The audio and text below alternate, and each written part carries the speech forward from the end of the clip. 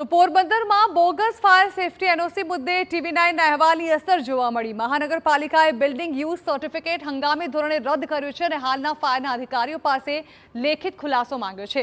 Fire safety NOC ખરાઈ માટે Rajkot chief fire ઓફિસરને મોકલાયું હતું, જેમાં સોટી બોગસ હોવાનું સામે આવ્યું હતું। ખરાઈ બાદ પેરેડાઇઝ સિનેમાની પરવાનગી માટે રજૂ કરેલી ફાયર સેફટી એનઓસી બોગસ હોવાનું સામે આવ્યું હતું।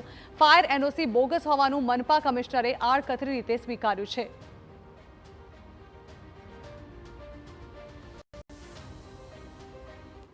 રાજકોટ ખાતેની જે કચેરી છે, પ્રાદેશિક કચેરી, ત્યાં તપાસ કરાવતા એવું માલુમ પડેલ છે કે ત્યાંથી આવું જે પ્રમાણપત્ર ઇસ્યુ થયેલું નથી।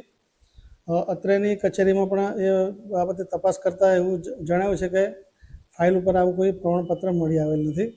તેથી આપ જે એનઓસી રજૂ થયેલ છે એના આધારે જે બીયુ આપવામાં આવેલું છે એ હાલ સસ્પેન્ડ કરવામાં આવેલું છે। જે ફાયર એનઓસી છે એ સિસ્ટમમાં ચડાવવાનું રહી ગયેલું છે કે કેમ, અથવા રજિસ્ટરે ચડાવવાનું રહી ગયેલું છે કે કેમ, એની ખાતરી કરી અને આગળની જે કાર્યવાહી કરવા પાત્ર થશે।